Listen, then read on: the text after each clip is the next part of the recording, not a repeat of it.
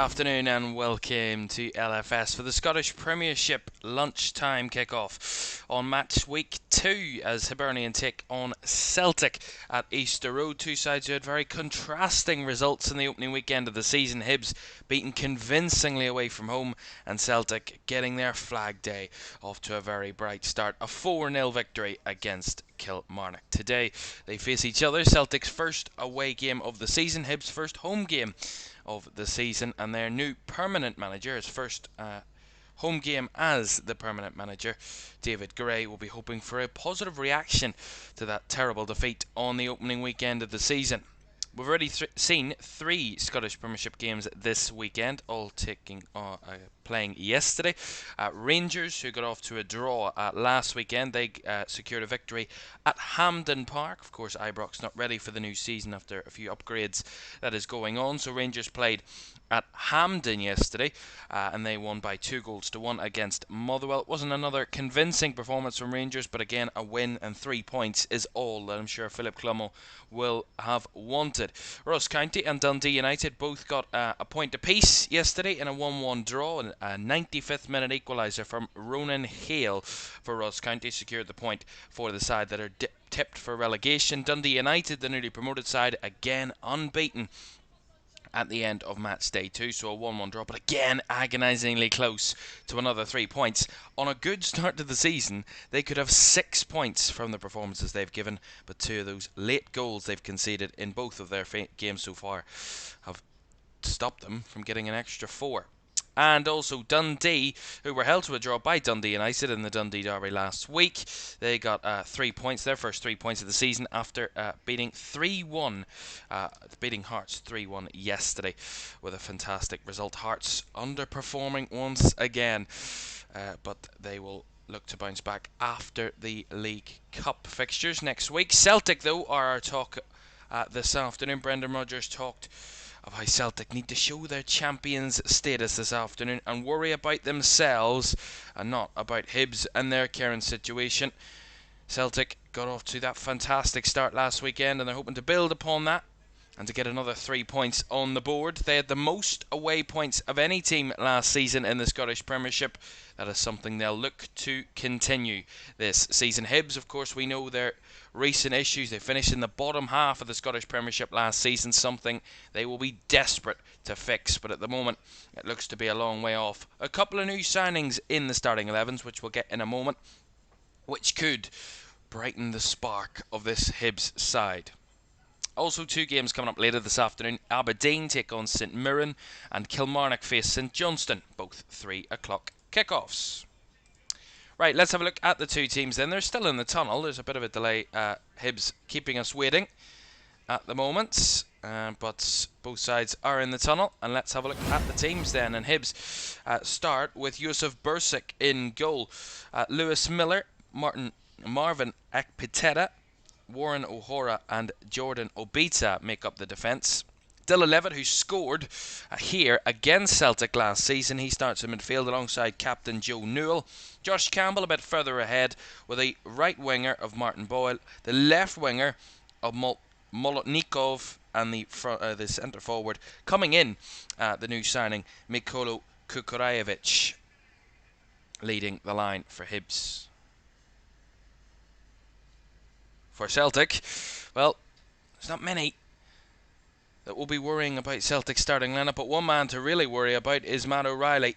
There's been a lot of talk about his future at Celtic over the last few weeks, but more development yesterday with that new bid from Atalanta, £20 million, but Brendan Rodgers saying it's not to Celtic's valuation and they will not consider it.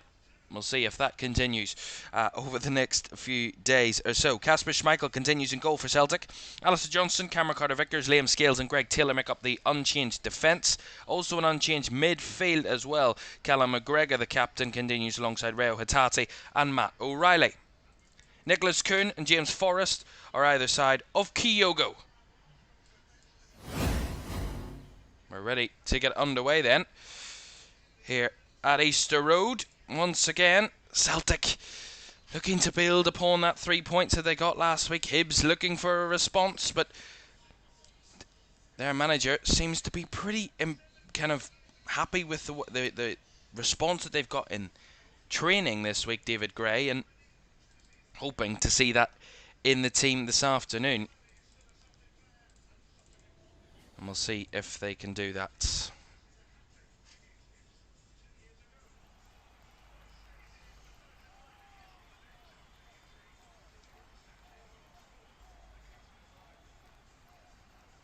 And certainly an interesting setup this afternoon. Celtic, the first outing of their away kit this afternoon. And their away kit of that all yellow and green, which is a traditional Celtic away kit. Many know over the years, of course, Hibs play in the green, so change strip from Celtic this afternoon, but they'll be hoping there is no change in the way that they play as they are in the huddle, ready to get going. And their captain Callum McGregor riling them up, ready to go this lunchtime under the sunshine. It was a bit of a dull day at Celtic Park, dull flag day.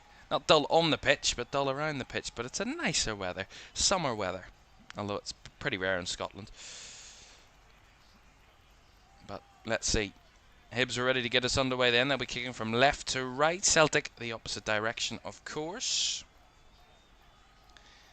And this is always a big test as we get underway then. But it's always a big test of the champions coming away their first away game of the season. Celtic at times, although did have the best away record in the Scottish Premiership, but at times they did look a bit wary away from home. And a bit nervy at times, and something they'll look to avoid this afternoon. Want to command this game, control the possession as they did so well against Kilmarnock last week. They were fantastic against Kilmarnock. I think they had over 80% possession in the final point. At half-time it was 90% possession. I mean, it was complete domination from Celtic last week. Kilmarnock barely had a touch of the ball the majority of the game, and I don't expect that type of dominance to continue this afternoon from Celtic, but I do expect something similar. A Celtic side that are brimming with confidence. Of course, we talked about that pre-season that they've had, although pre-season's all about building fitness, but those results, those against the opposition they were facing, would give confidence and would kind of give you that team bonding that you need in tough moments during the season. And maybe that's another reason as to why Celtic are so kind of rigid in their kind of want to get the proper valuation for Matt O'Reilly, because they know how important he is to this side. And this midfield at the minute, that midfield three of O'Reilly, McGregor and Hatate, look unbeatable at this minute in time. I know we've only seen one game, but we saw it last season at times, although Hatate did have his injury problems, same with Callum McGregor. But when they did play together, they looked really fluid, really strong, and it looked like a proper kind of dynamic midfield that could offer very different things. Matt O'Reilly and Hatate, those attacking kind of more skillful identities, while Callum McGregor did the hard yards, as they say, in that sense. So a midfield three that really understand each other very well, get each other's game incredibly well, and understand exactly the way their manager wants to play. And Brendan Rodgers, as Celtic get the throw in down the right hand side. It's been a mixed battle for possession early on. Hibs trying to impose themselves, being the home side. They will try and impose themselves on Celtic early on. That's a ball under pressure there. It's just put out of play wastefully from Celtic as Hibs try and capitalise upon that, but their new striker Kukurevich couldn't make the most of it as Kyogo makes the run in behind. He's got three in front of him, but he's got space and he wants to shoot and forces the save. Still alive, the tap in at the back post. Paulo Bernardo. Celtic score inside 3 minutes with their first attack of the afternoon. And it's the man who made his stay at Celtic permanent in midweek, Paulo Bernardo. Fabulous. It's Nicholas Kuhn, actually. Wrong player. Really good counter-attack by Celtic. It actually started by Kuhn. Flicked it over the top, and look at this run from Kyogo. Fabulous run in behind. And it's just really poor from Hibs defensively. They allow Kyogo the time and space to run. He opens up the space, and Kuhn's the pass first, but Kyogo tries to take the shot. forces the keeper to make a save, but it's a terrible just rebounds of Bursik back out into the path of Forrest, and he just squares it across Nicholas Kuhn to just tap it in. I mean, I got the wrong player, but it doesn't matter because Celtic have the lead, and it's looked, I mean, easy as you like for Celtic there, as simple as can be. I'll certainly be not using that line again. 3 minutes gone, and it is Celtic who lead, and Nicholas Kuhn is the one to score, just to confirm that. Paulo Bernardo's not even in the team. He's on the bench. Nonetheless, we move.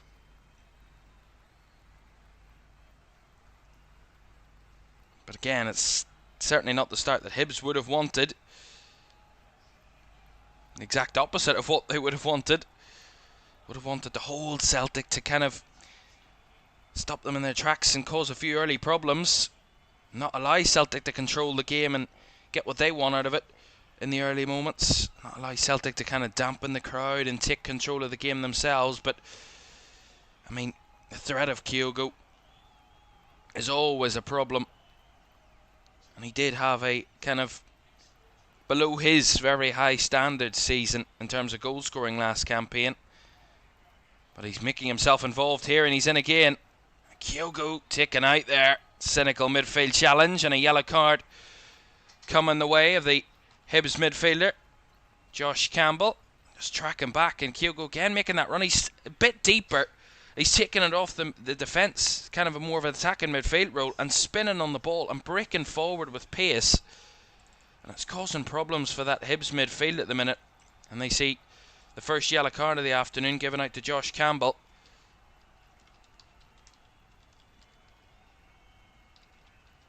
And Celtic have this set piece then. It's right of the goal. And it's about, I would have a guess, at about 26 yards out, 25 yards out. It's a decent distance and an okay angle. It's actually just about 30 yards if we see the wide angle. 29, 30 yards. It's Hatate and O'Reilly over it. Hatate steps away, O'Reilly's there too. They might go direct from goal here. It looks like they will go directly towards goal Celtic. Let's see, O'Reilly hits the wall. Really poor. Didn't get much hype behind it, O'Reilly there. Not the best of free kicks as Celtic do recover the possession though. That set piece comes to nothing. Scales to Taylor.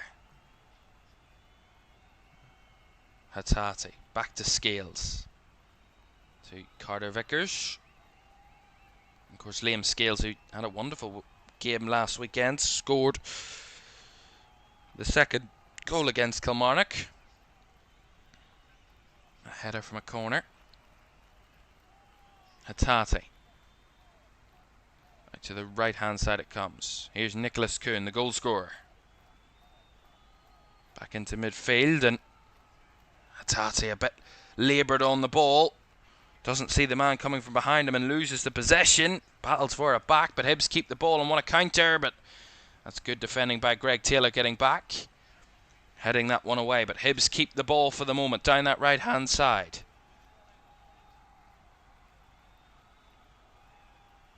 Nice ball into Campbell and trying to find the centre forward again, but well closed out by Celtic. Scales stepping in. A nice Celtic want to go the other way. It's Kuhn taken out there.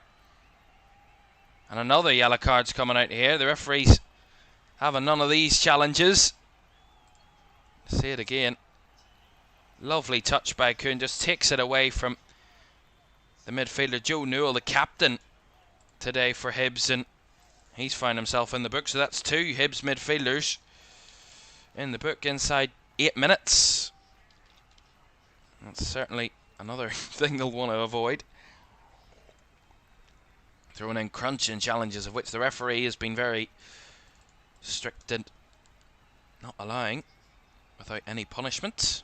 Here's Cameron Carter-Vickers. Kyogo again dropping in. really dropping deep, but Celtic messed that one up in the midfield. McGregor ultimately giving it away, and now Hibs won a counter-attack. They got bodies forward, but Celtic have too many back, and they will absorb that pressure and retake the ball. Scales again, stepping in nicely, although that's a heavy first touch, and again one that he couldn't afford to make, and Hibs will get the throw in.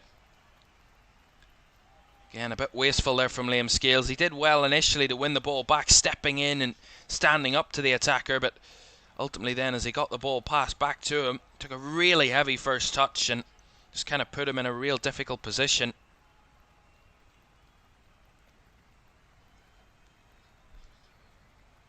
Lots of yellow shirts in the box, and that pink one of Kasper Schmeichel. As the throw comes in from Miller. Headed on. But head tennis in the box as Celtic try and clear their lines, and there's a free kick going to be given here for Celtic. Liam Scales on the floor, so a free kick goes the way of the visitors.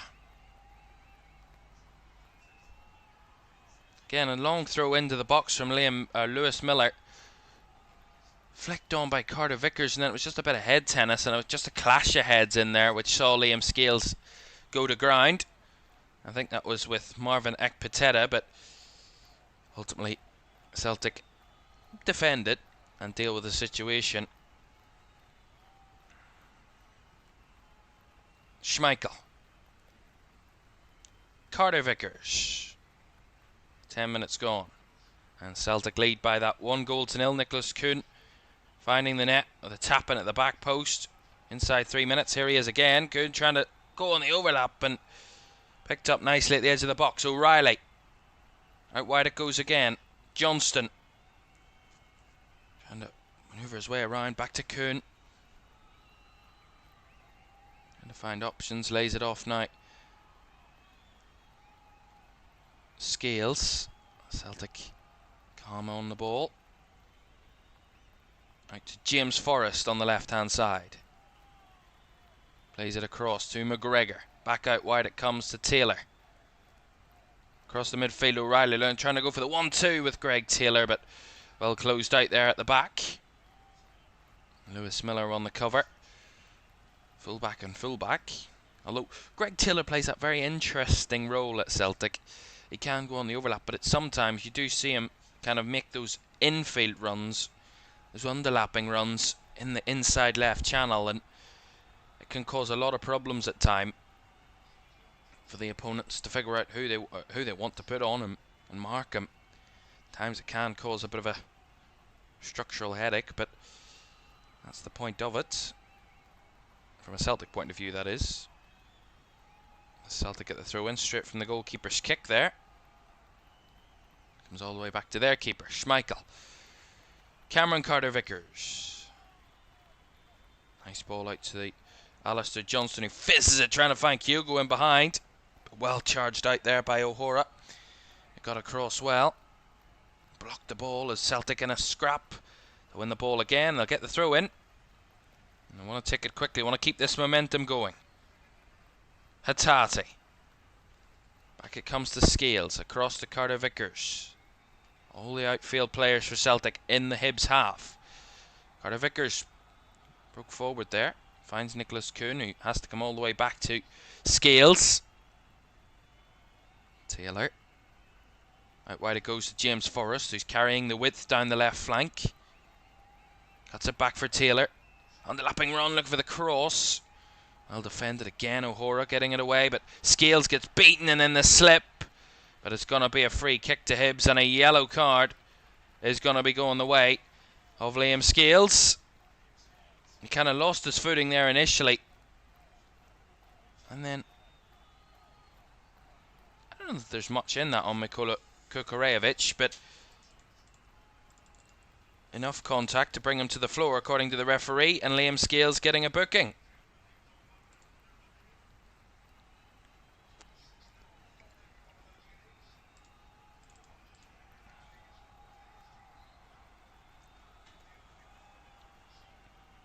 Hibs have this free kick just inside Celtic's half at this moment in time. Very high line from Celtic.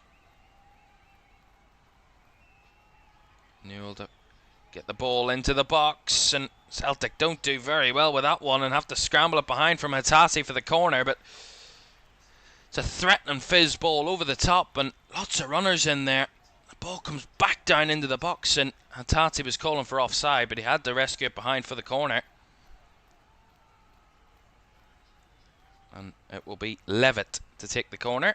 Left hand side, in swinger incoming. Right footed delivery, and the ball goes over the bar. And the last touch off Josh Campbell, according to the referee. So, goal kick. Yeah. Again, it wasn't the most convincing from a Celtic point of view. Maybe a bit vulnerable on those set pieces. Something they'll have to be wary of course. It's what I'm sure a lot of teams will be targeting. You're not going to try and outplay Celtic or kind of play that tiki-taka football against them. You're going to try and target the likes of a set piece that you're going to get most benefit out of, but so far Hibs have tried that and they've done okay, but again Celtic have just hung in there. Again, it's back with Celtic possession, which they've had 70% of so far. All the shots in the game, Hibs without a shot in the first 15 minutes of this one.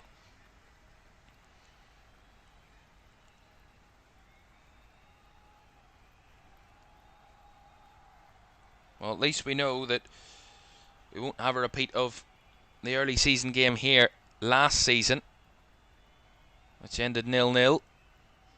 So at least we know that's not going to be happening this time round. Celtic did have 21 shots on that occasion. Just couldn't find the target. And that was something that was kind of indicative of Celtic last season at times when they were dominating games and having hats full of chances. They weren't being clinical enough at times. That's a lovely ball in behind Kuhn to flick it across. Just too much for Kyogo and not enough for Forrest to get on the end of, as that's kicked away by Lewis Miller. Really good ball over the top for Nicholas Kuhn, making that nice run down the right hand flank, and he just kind of, the cross was just a bit too much over the head of Kyogo, and they just couldn't reach James Forrest on the opposite side. But Celtic do get the throw in out of it. Taylor finds Hitati, who had to rescue that ball and ends up committing the foul as he couldn't carry the ball with him. Trying to be too technical with the ball there, Celtic, and getting caught. This ball in behind for Nicholas Kuhn, the fabulous run, and then I think he just has to cushion that across to Kyogo. He kind of gets the height behind it. If he can just tap it across and cushion the ball, direct it across goal, rather than trying to find any height behind it or any power in behind it, Kyogo could have a chance there, but good opportunity. Again, threats from Celtic with those runners in behind.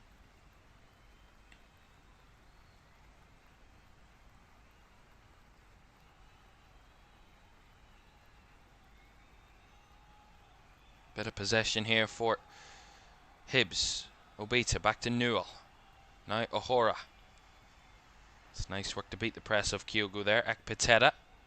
That's an awful pass. Well under hit to Miller, but then the response pass is equally as bad from Celtic as they gift the ball back to Hibs. Although that's an awful ball again, and Kyogo's in one-on-one. Kyogo hits it wide. That's a huge opportunity. Again, a calamity of errors from both teams there. And that blind pass back to the centre-backs is an awful one. Trying to see who it was that played. It was Josh Campbell. Just goes back, and neither of his centre-backs are ready to receive the ball whatsoever. And Kyogo's there, ready to pounce, and he does, and gets in behind, but he carries himself probably too wide left, and it's too narrow of an angle to try and beat Josef Bursic, but puts it wide. But again, another good chance for Celtic. Hibs are almost gifting them opportunities at this stage. Zach Pateta puts his keeper in a difficult position there. Bursic has to rescue something, and Celtic winning the ball back again. O'Reilly, Kuhn, bodies in the box. There's no path to find that. Oh, that's a lovely feinted ball from Kuhn. Now McGregor! Oh! That's a lovely one from the captain. Doubled Celtic's lead. Hibs don't need to give Celtic chances when they score like that. Fabulous from Callum McGregor. Retired from international football in the week. There's no way he's going to be retiring from Celtic at the rate of which he's playing at this moment in time. It's a good move down the right hand side. Kuhn again, the massive masterstroke of a pass.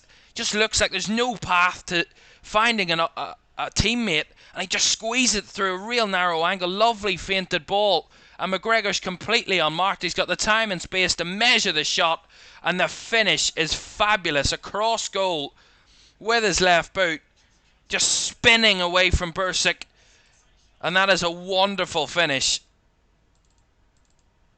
And Scotland, I'm sure the national team will be asking him for a kind of revert on his decision if we can score like that, because that is a wonderful finish. And the captain stepping up and scoring an absolute wonder goal at Easter Road. And again, it's nothing short of what Celtic have deserved. They've probably missed easier chances in the game. Kyogo's one literally a minute before that goal was a much easier chance to score. But this is a worrying sign for Hibs at this moment. If they continue on this trajectory, they're going to end up on a really heavy defeat, and that's the last thing that they want. Most certainly 20 minutes gone and they're 2-0 down. They find themselves 3-0 down at the final whistle last week. If they find themselves 3-0 down at the final whistle this week, they'll count themselves lucky at this rate. Kyogo trying to play the first time ball in behind. He'll get it back. He'll have another chance. Spreads it wide. That's a lovely ball. Johnson on the inside. Back to Kuhn, who's stayed wide at the moment. Through the lines. Finds O'Reilly. Cuts it back again. Space to take the shot will be Kyogo. He was charged down. Gets the ball back though. Forrest. They're all wanting it now. You can just see it from those Celtic players. They're all desperate to get forward. Here's Alistair Johnston. Steps in field. Plays it to Hattati. The 1-2 got a bit close, but McGregor's there to pick up the loose ends and keep the ball in Celtic possession.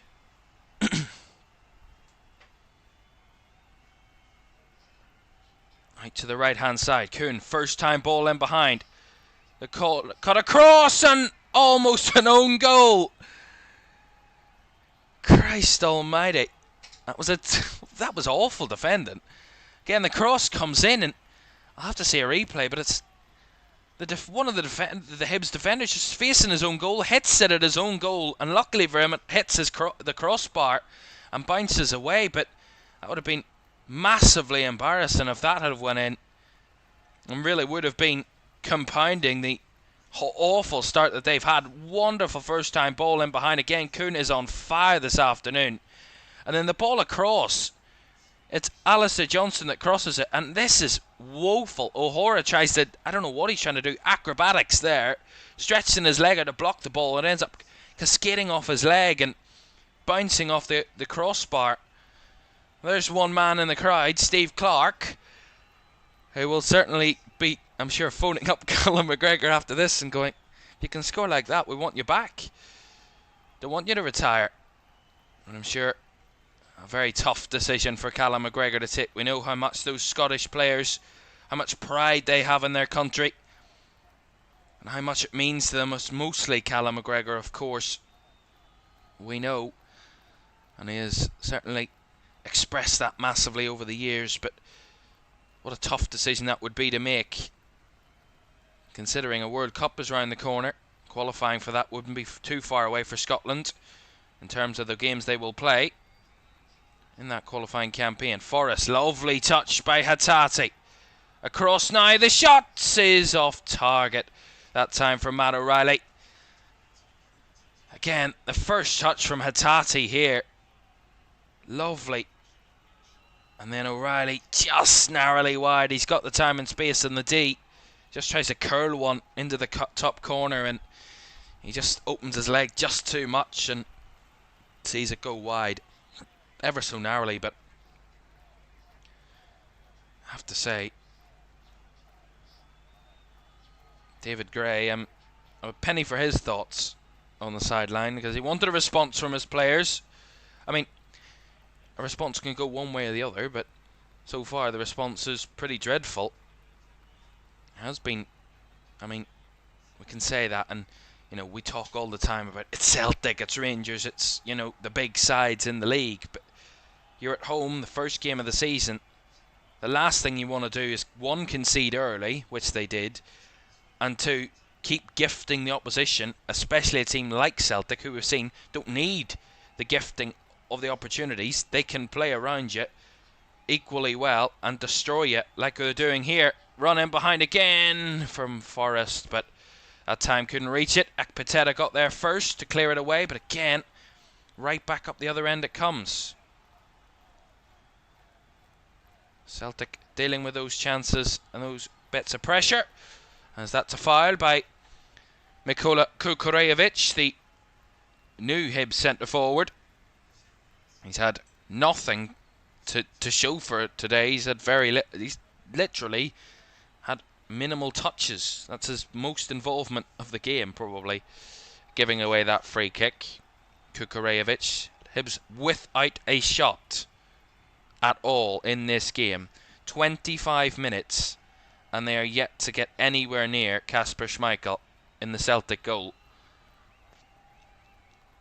Here's Nicholas Kuhn, one-on-one, looks to drive in field, wants to add to his goal. He's going himself, he's rolling all the way across and just rolled it back. Got caught out there, maybe just a bit too long on the ball there, Nicholas Kuhn, and now Celtic have a counter-attack to try and defend. Scales trying to battle, and there we go. Well won back there by Callum McGregor. That's what I mean about those little moments where he just picks up the pieces for Celtic when they do look in a bit of bother or they do look a bit out of shape. Callum McGregor's always there to kind of mop it up and get them back on the front foot again. And a midfielder like that is something that a team, the way Celtic play, how high they play, how much possession they have, and how much control and territory they want to have, you need a player like that to hold it up and to win it back in those moments and keep you up the field.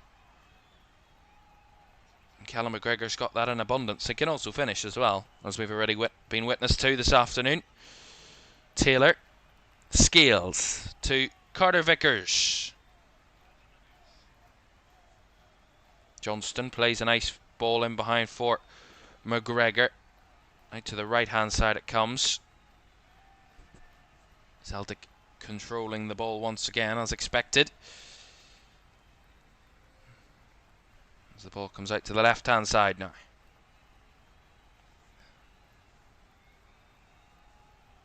Scales just popping it around with comfortable nature to it. Celtic calm and composed. It looks like Hibs are run ragged at the moment. It just looks so simple. Forrest, nice ball in behind. Taylor with a cross, and the threat was incoming from Nicholas Kuhn, but the Hibs defender there, I think it might have been O'Hora, or actually, is it Obita? One of the two found it at the back post. Yeah, it is Obita. Jordan Obita does go down. And Kuhn just desperate to get to the ball, and Obita got there first and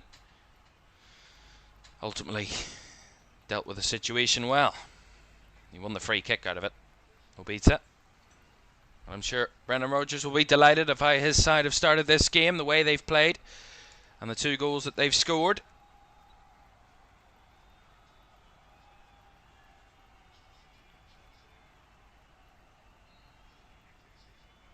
And those Celtic fans that always travel in numbers across the country for Celtic. Didn't have much to far to travel for this one. Of course, from Glasgow to Edinburgh. It's not the longest of distances to the biggest cities in Scotland. Of course, Edinburgh, the capital. As Taylor there wins the free kick, or actually the flag goes up. As Taylor was on the cover, but the offside flag was going up there anyway. As he had a bit of defending to do there, the Celtic left back.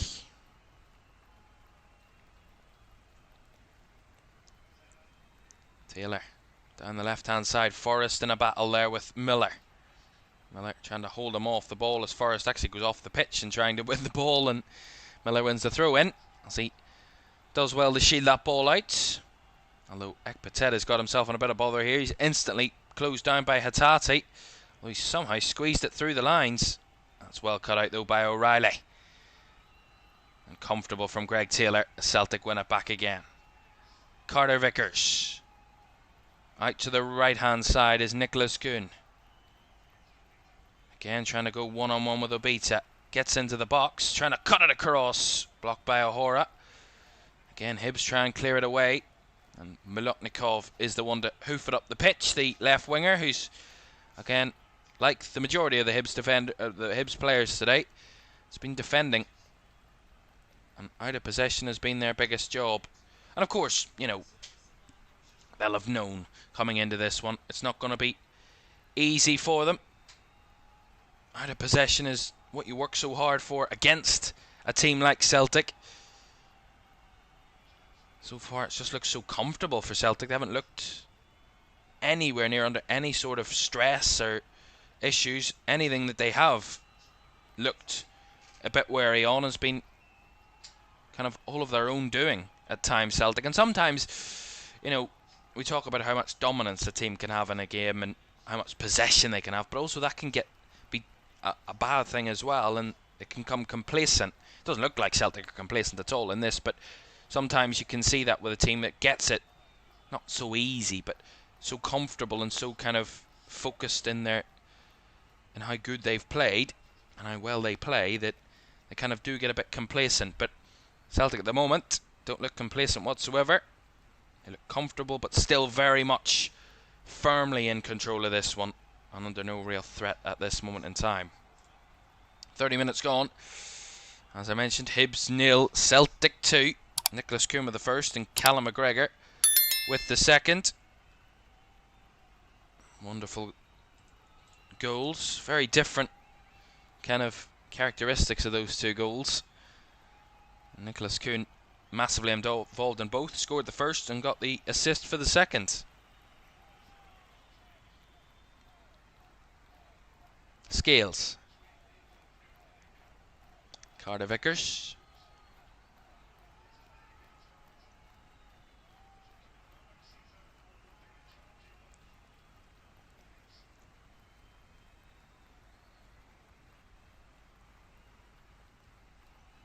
Again, Scales picks it up back from O'Reilly.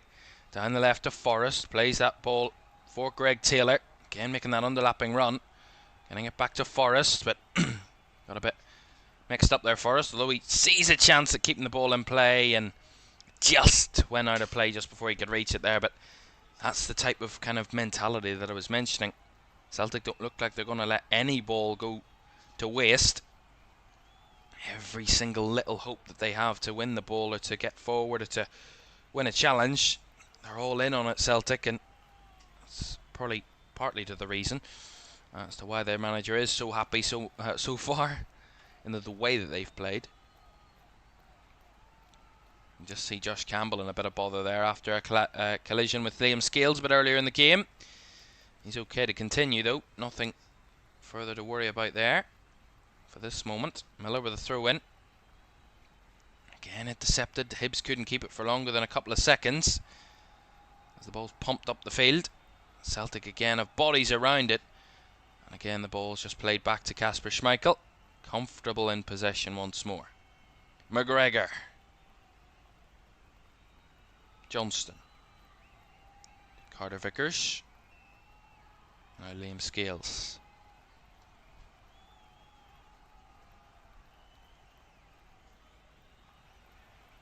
Taylor to McGregor. McGregor under pressure there, caught out. It's good pressing actually by Hibs there. And they won the throw in out of it. Last touch off the Celtic captain.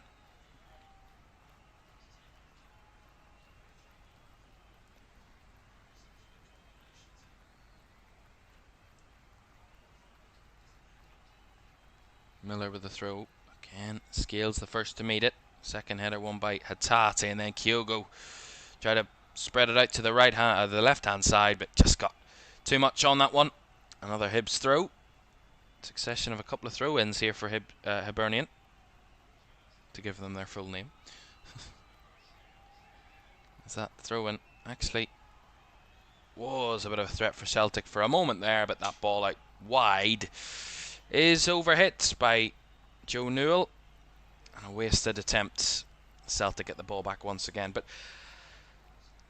so far Hibs just look a bit disjointed. Just can't really get their passing going at all. Even when they do have those throw-ins, they're desperate to get forward. They're desperate to kind of throw themselves up the field quickly. Time and time again, Celtic are winning those aerial duels first time and not able to connect those passes, not really able to get a momentum in the game or a rhythm at this moment in time. Although Carter Vickers maybe a bit overzealous in that one, kicks that one out of play for another throw. Obita will take. Excuse me. Obita tried to squeeze it through the lines, but Celtic had bodies back. That clearance targeting Kyogo. Couldn't find him as Hibs pick up the loose hands, and Ekpiteta chips it forward. Very direct approach from Hibs there again, and again well dealt with by Scales. A nice Celtic in transition. Hatate caught on the ball there. Not a foul by Miller, really strong as Miller tries to feed it in behind, but again that one just too much on it. But Tati's given away one or two balls this afternoon, just a bit laboured on the ball, a bit hesitant in his control, but again it came to nothing, no real threat from Hibs out of it.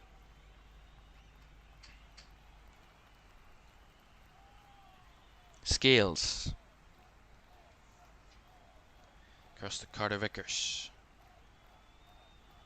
McGregor now to O'Reilly, back to Scales.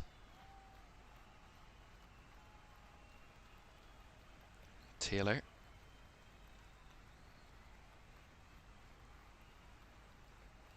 Tati again. Not often we see him facing his own goal as much as this, but when he does, he just has to pass it off, keep it simple. And he did so there. Good ball by Carter Vickers, finds O'Reilly. Now out to Kuhn on the right hand side. Gets Celtic going again, the cut back to O'Reilly. Into the box, now Kuhn once more. Will try and lift it into the box, but that one well cut out by the army of green shirts in front of the 18-yard box as Greg Taylor battled for it back. That's a wonderful challenge.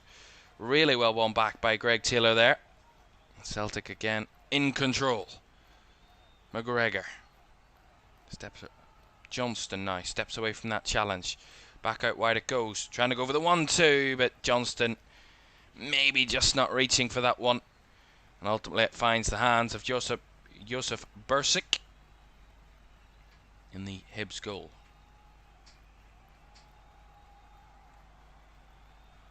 This early season momentum is another thing that Celtic will want to get up and running and keep that momentum and that form going. Winning mentality is something that is bred around a club like Celtic, of course, with its history and with its kind of recent successes.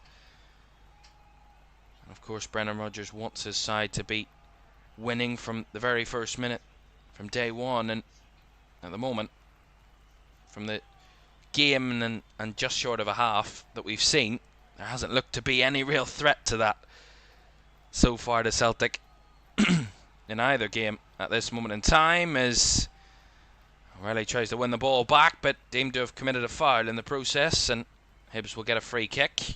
It looked a bit weak from the Hibs midfielder to me, not much in it, but referee deemed it a foul. The referee already given out 3 yellow cards this afternoon. Josh Campbell, Joe Newell and Liam Scales all booked. Nothing there for Matt O'Reilly to worry about on that occasion, as Marvin Ekpiteta will take this free kick for Hibs. 7 minutes of the first half to go.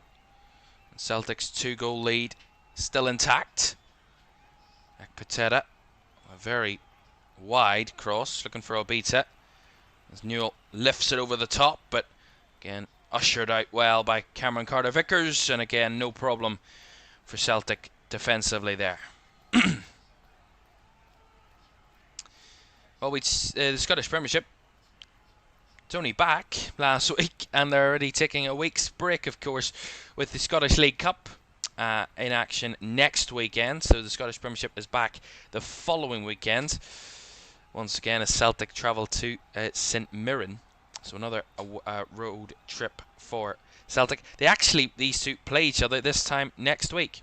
They play each other next weekend, Saturday at 3 o'clock at Celtic Park in the League Cup, these two. So we'll see how that turns out in that coming one. Then Celtic, of course, the following week, Sunday the 25th of August. I forgot what month we were in.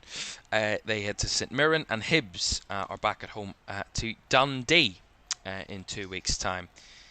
So both with interesting, shall we say, games to come.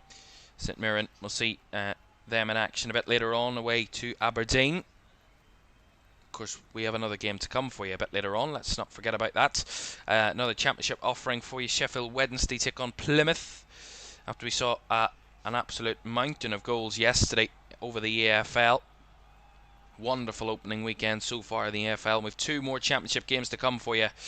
Sheffield Wednesday, Plymouth a bit later on this afternoon, and Luton Burnley tomorrow night at 8 o'clock. Celtic in the box again here. Kyogo has to cut it across. Johnston, lots of bodies in there, crowding out that area. Hatate trying to find the ball, and Kuhn ultimately sees it out for the throw in off Obita. Taken quickly. So into the final 5 minutes of the first half. Celtic again looking to add to their lead. Toying with Hibs around that at the edge of the box at this moment in time.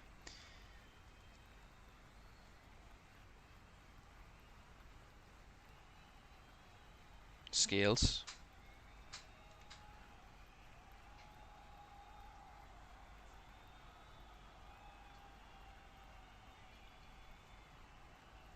I think Celtic are in a massive hurry at this moment in time. Nor should they be. Johnston to Kuhn. Johnston. Now Kuhn again. Lovely first touches. Although that one just a bit wayward, that pass from O'Reilly, trying to find Greg Taylor.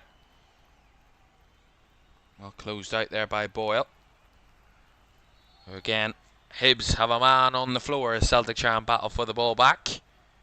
That challenge again. Reo Hatate committing that foul, and free kick given for Hibs just inside their own half.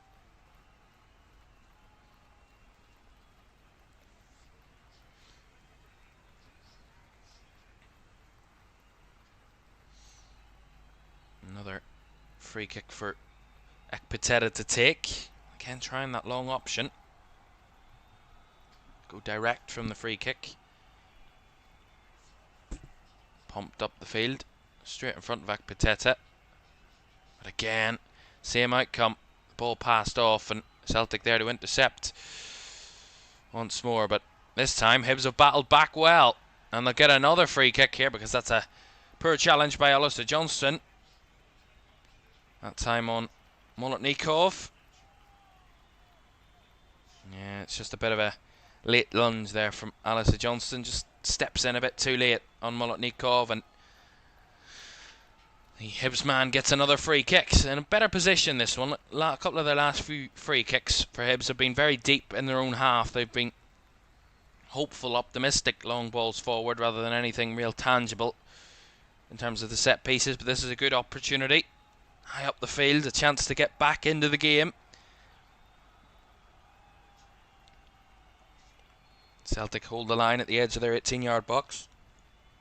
Ball fizzed to the back post, and again, too much. Far too much on that one.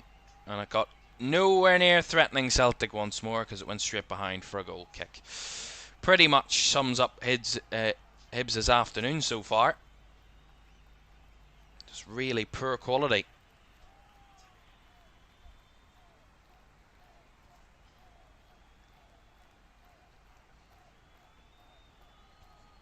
William Scales. Gregor. Well, the pace of the game certainly has dropped from that zipping, quick passing from Celtic from the first 25-30 minutes. I would say that's a managed kind of identity from Celtic so far. It's not that they're struggling any further. It's just it looks like Celtic are that much in control that they can slow it and speed it up at whichever pace they wish. As O'Reilly plays it to the edge of the box, Kuhn on the inside again, tried to carry it across the field, and again just maybe should have just passed it off, but Celtic recover once again, but maybe holding on to the ball just a bit too long on that occasion. Nicholas Kuhn should have probably found the shot off as Ekpateta clears away. Headed back in there by Taylor. Instantly Kuhn battling to win it back off Obita, but Obita clears down the line looking for Molotnikov, and really good challenge in there from McGregor. Wins it back for Celtic once more. Scales to Callum McGregor. Johnston to Carter Vickers. Last minute of the half. Hibs 0, Celtic 2. Here at Easter Road. It has to be one of my favourite stadium names. It's just so out there. I mean, it's the name of the street, but anyway. Celtic pressing down the right hand side, and Alistair Johnston tries to get the cross in there, but that time couldn't get anywhere past. And it looked like Warren O'Hara there. It was in his way, and Johnston's stayed on the floor for a bit here. Just the real the kind of amount of contact there, the momentum of that collision, just maybe catching Alistair Johnston out. 1 added minute at the end of the first half then. He's back to his feet. Okay, to continue it looks like. Of course, at half time we'll talk about the 3 games from yesterday. We'll also have a look ahead to the 2 games a bit later this afternoon. We'll also talk about the half-time score and what way the Scottish Premiership is kind of starting to build up. And the way the table's starting to look interesting early in the season. Of course, this league got underway last week. If you watched us, we had quite a number of games last week. 3 offerings for you in the Scottish Premiership.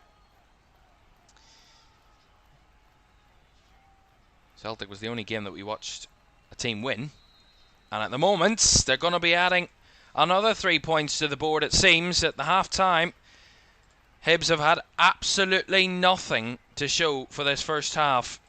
A performance of the first half certainly to forget. They wanted a response, but so far no response has been shown. Nicholas Kuhn opened the scoring after just 3 minutes for Celtic before Callum McGregor rocketed one in from a distance. The captain stepping up, and at half time it's Brendan Rodgers' team that are cruising to another 3 points. Half time at Easter Road, it's Hibs 0, Celtic 2.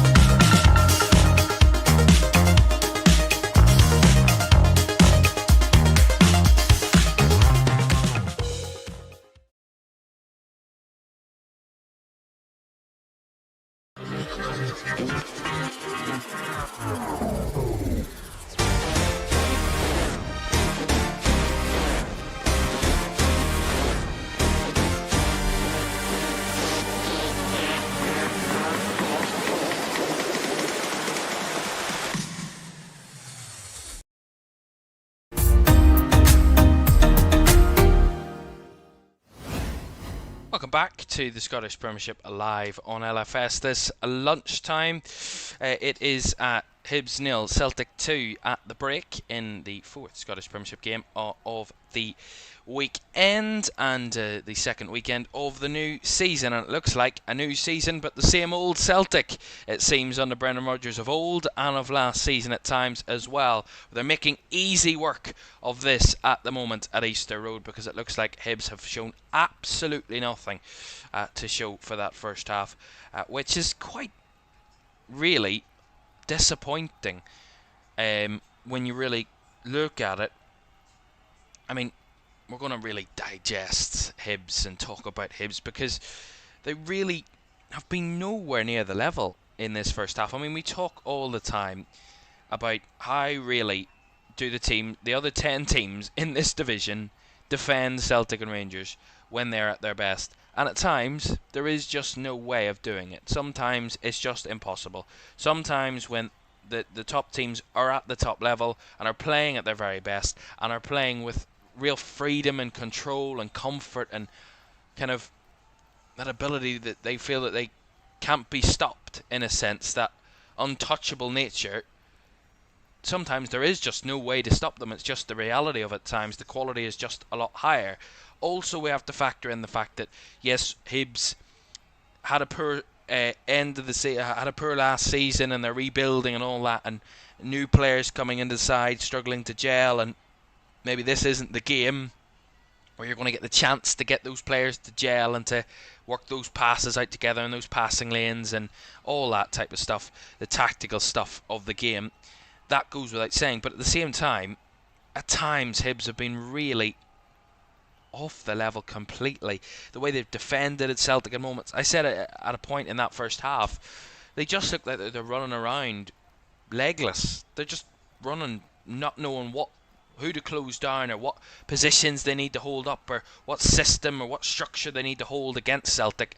Because early in the game, when Celtic, where the first goal came from, basically Kyogo was dropping deeper as the centre forward, dropping kind of into that kind of 10 role in between the midfield and defence of Hibs, in that kind of almost not as the centre forward, but obviously as kind of a deeper player from the front.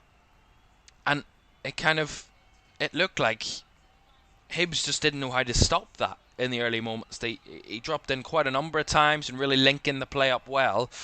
And that's again where the first goal comes from. We'll see it again. I'll see it here. It's Kyogo coming back deeper, winning the ball, holding the ball up. Nicholas Kuhn picks it up and plays Kyogo with a run in behind. So he's dropping deeper, but also making those runs in behind at the same time, which is quite impressive, to be honest. But a really nice weighted ball over the top. I mean, Hibs far too high up, allowing Kyogo to receive a pass, starting a run in his own half. That's, I mean, basic naive defending. Because he can't be offside, then there's no possibility of it. And Kyogo gets a bit, I don't want to say greedy, because that seems a bit harsh, but wants to take the shot as a striker would do. Takes the shot, not the best of finishes, took a slight deflection, and Bursa kind of palms it out to the right hand side. James Forrest, the first to react, squares it across, and Nicholas Kuhn has a tap in at the back post. It's a really easy goal for Celtic, and considering it was in the 3rd minute, is really disappointing from a Hibs point of view, because you look at it and you think, a Hibs team that were easily beaten last week, that looked absolutely nowhere near the level last week away at St Mirren, 3-0 down. All goals came in the second half, to be fair, but they were easily beaten away at St Mirren. And you think, first home game of the season against Celtic, we're not going to try and test ourselves too early. We're not going to allow them an early chance. We're not going to give them that opportunity. And they practically gift them that opportunity with the naive defending, the really poor covering, no one tracking runners.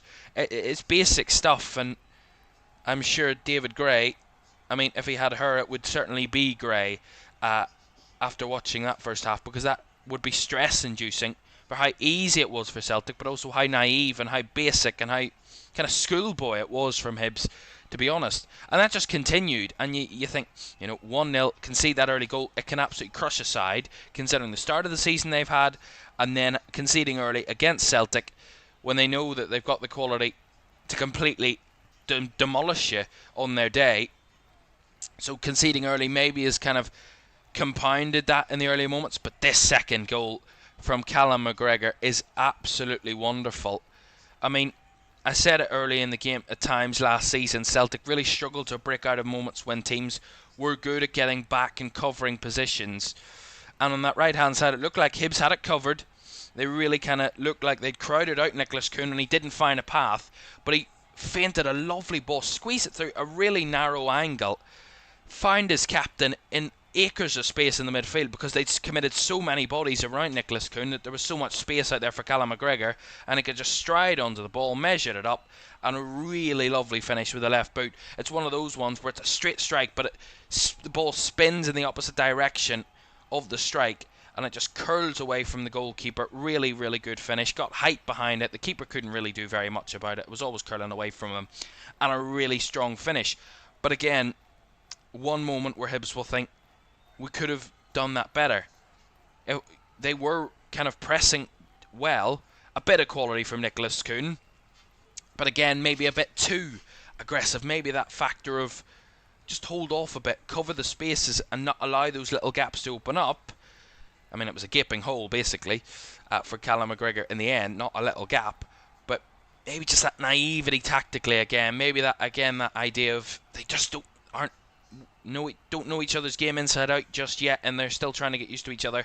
Maybe that's giving them excuses, but at the same time, it's the reality of things at times, and that's what helps teams gel and grow together, those moments. But again, in the first half, I'd have to say the Hibs manager will be massively disappointed. They decided 2-0 down, that they've offered nothing. They haven't had a shot in the first half. I mean, that's inexcusable. At any level, against any opposition, to not have anything to show for it at the other end is, I mean, borderline ridiculous. I mean, it's baffling high. I mean, Celtic have had it easy all day. I mean, Kasper Schmeichel could have had he had the whole first half off, basically. I mean, I didn't see him very much. The only time we really saw Kasper Schmeichel was when he was taking touches from centre-backs, but that was rare at the best of times. Actually, I'll figure out how many touches did he have. Oh, he had 22 touches, but the majority of those touches were when Celtic were in possession and just passing it back to him because they were calm on the ball. They had they had all the time in the world, really, on the ball. But Hibs, I wonder where they go. 2 defeats. I mean, they're not certain to a defeat here this afternoon. Of course not. It's not over until the final whistle. But if it does end up being a defeat, which at the moment, of the way they're playing, it looks likely to be, it will be really difficult. They play Celtic next weekend at Celtic Park in the League Cup. And then they have a home game against Dundee. We don't know how Dundee will do. They've started decently well. A win and a draw to start the season is positive for the team that got in the top 6 last season, so that will be a tough task after the League Cup game. So certainly what Hibs want to do is maybe nip this in the bud if they can get something out of this game, which would be a massive achievement at this rate of the game, but also in future games not allow this to fester and to grow into something more than just a bad start to the season and just new players gelling together. Use that as the kind of idea. They don't want to allow that to grow to an even bigger problem and an even more worrying problem later as the season goes on. But of course, still very early, only a game and a half way into the season. There's so much to talk about, so much to go. It's all hypothetical at this point. But at the moment, what's not hypothetical is how good Celtic have played. Absolutely fantastic. 6 goals without response in a game and a half of football. I mean, it couldn't have been a more perfect start to the season so far for Celtic, but of course they still got another half to go to finish the job. Speaking of finishing the job, let's have a look at yesterday's results then, just to round them up for you. Rangers were victorious. They got their first win of the season. It was a home game, but they weren't at Ibrox yesterday. Of course, Ibrox still undergoing some renovations and some little works that saw them play at Hampden yesterday. which is an interesting idea. All 3 goals came in the first half. Cyril Dessers opened the scoring. Robin Proper with an own goal. I saw the own goal earlier. It was a dreadful own goal. And Vaclav Cherny, the new signing, scored the ultimate winner to give Rangers a 2-1 victory in that one. Ross County and Dundee United played at a 1-1 draw. Eamon Brophy missed the first half penalty for Ross County, with the Dundee United goalkeeper saving, Jack Walton. They then took the lead themselves. The visitors, Dundee United, David Babunski, their captain, put them in front just at the start of the second half before a 95th minute equaliser from new signing for Ross County, Ronan Hale, equalised in the 95th minute to rescue a point for County. And then the other side of Dundee were a bit happier than the orange side, shall we say. Dundee FC, ultimately, winning 3-1 against Hearts. What a first half they had. Scott Tiffany, Gerald Taylor's own goal, and Luke Mackay penalty. So Dundee 3-0 up at the break. Consolation from Frankie Kent in the second half. Saw Hearts on the score sheet for the first time of the season, but ultimately ending in defeat.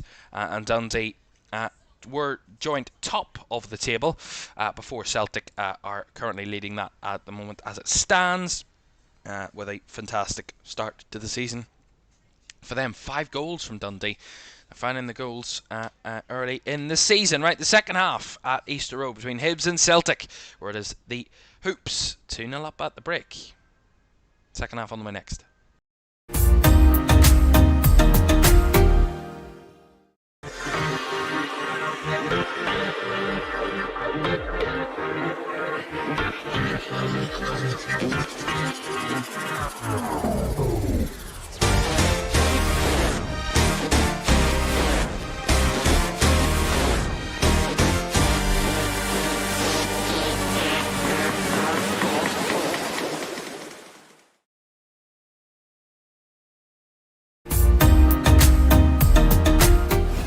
Welcome back to Scottish Premiership Live. Quick break there before the second half gets underway. As I mentioned, 2 more games to come in the Scottish Premiership this afternoon. We'll have updates from those games in our later covering in the AFL Championship. We'll get to that in a moment. Aberdeen take on St Mirren, and St Johnstone face Kilmarnock.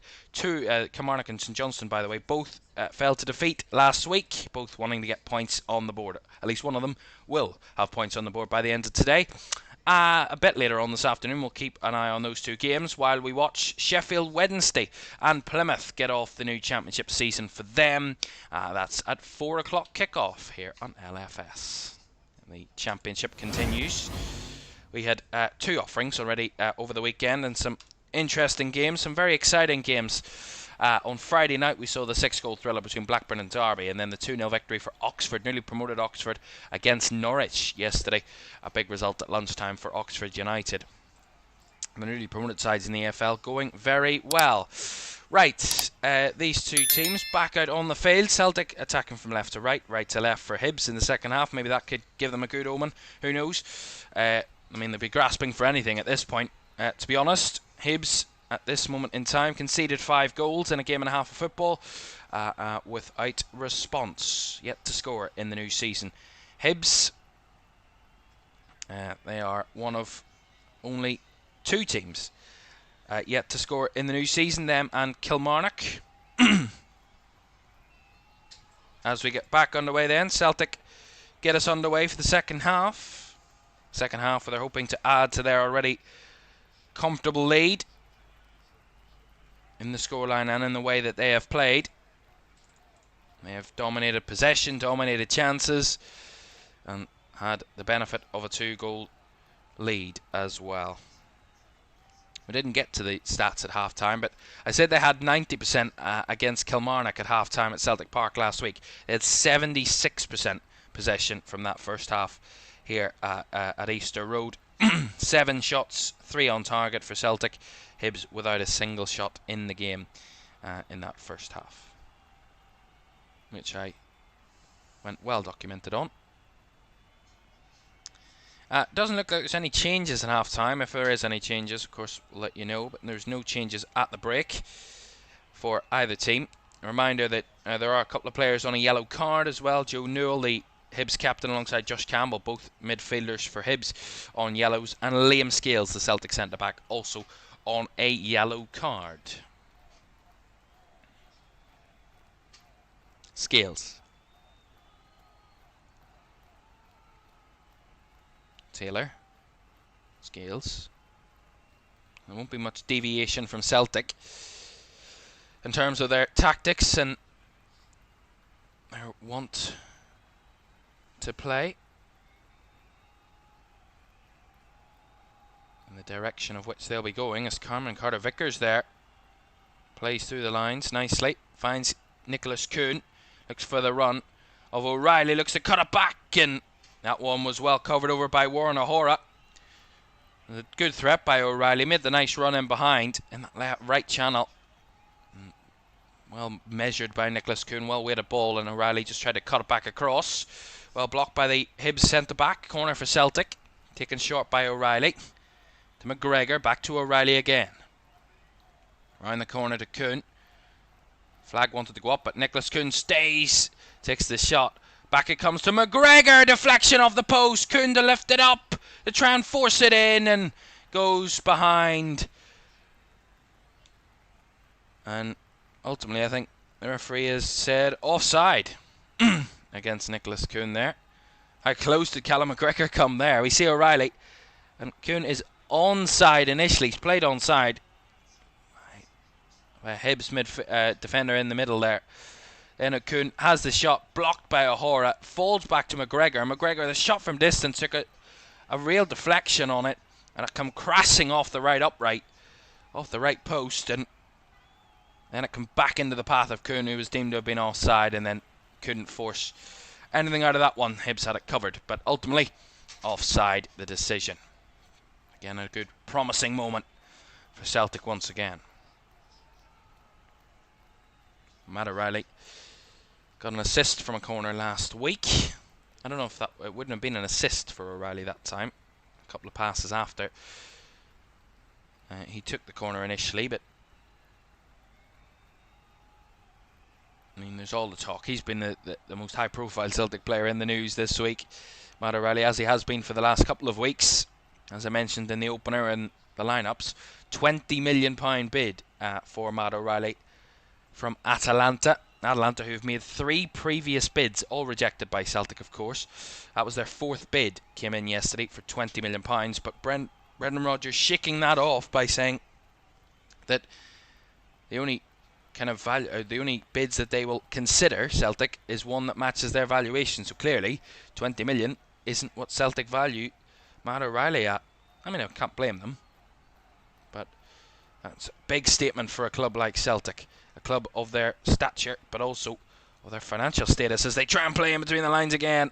Here is O'Reilly. Hits it wide. I think it took a deflection on the way through, though, and he will get the corner out of it. There's an example of how important he is. Plays that ball lovely. Round the corner to find Nicholas Kuhn. Kuhn back to Johnston, I think. And then it comes off the Hibs defender. O'Reilly there first to pick it up in the box, and then has the shot deflected wide for the corner, which he takes. Good delivery this time. They're palmed away by the Hibs keeper, Bursic. Strong start to the second half again from Celtic. Looking to pile on the early pressure. A couple of set pieces. A couple of corners to get their second half going, as Cameron Carter-Vickers got caught under a bit of bother there. Caught under his own feet as Hibs on the counter-attack and want to shoot from distance, but that's another wasted effort that time by Martin Boyle. Breaks away nicely, and Celtic are a bit vulnerable here, and he just tries to strike it from the edge of the D, and it's just a bit wasteful. There's nowhere near the target, and again, unnecessary, but a decent opportunity for Hibs there. They got the break of the ball and really could have done better with it. As Celtic try and play it in behind Kyogo. Lovely first touch. Kyogo! Side netting. Will be a corner though of Bursic. That's a lovely ball in behind Greg Taylor. Fabulous delivery. The run from Kyogo. The first touch in the air. Takes it down. Sets it up on his left and takes the strike. Hits Bursic for the corner as it comes short. Bundling in the box. Hibs can't get it clear, but the free kick will go their way. for the home side, as O'Reilly is deemed to have committed a foul there. I'm just coming back from the replay of the Kyogo shot, and the ball was in the box somehow from the corner. It's a fabulous first touch. Massive quality. Kyogo didn't find his goal last week. And that could be a huge, well, not a turning point as such, but a huge moment where if that had been 3-0 does end the game completely. It does signify game over, almost certainly. But a 2-0, you never know. That's why Celtic are probably out in the start of the second half, wanting to add that third to give them a bit more comfort, a bit more kind of less to worry about in the game, and a bit more of game management to come their way. But if it does go 3-0, you think game over, comfortable, Celtic can just cruise this out. But at 2-0, you can get complacent, Hibs can nick a goal, and the game could be well back on again. So it's about finding that balance for Celtic at the moment, and that's clearly why they've come out in the second half and wanted to add a third to their already 2-goal lead. Excuse me. Scales. McGregor. Back it comes to Carter Vickers. McGregor. Between the lines. Finds Matt O'Reilly. Lays it forward. Looking for Kyogo in behind. The defender, Obita, got it well covered. That's a lovely challenge by O'Reilly there again. Just nicking the ball away and winning the free kick. A bit of a frustrated challenge there from the Hibs man.